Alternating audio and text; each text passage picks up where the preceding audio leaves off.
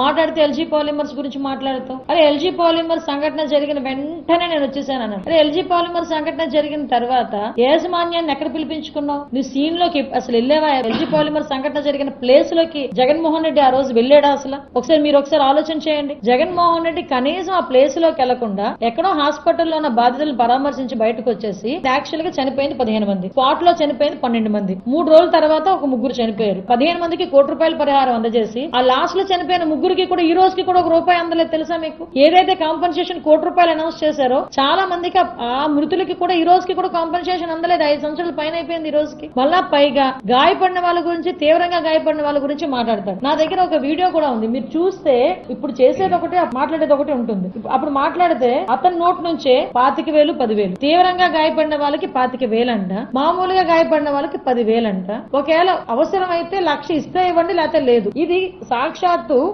చనిపోతే 12 మందికి సంబంధించి ₹1 ఇవ్వడమే కాకుండా ఏకంగా 19,893 మంది ₹10,000 వెంటకి ఇమ్మని చెప్పి కూడా చెప్పడం జరిగింది.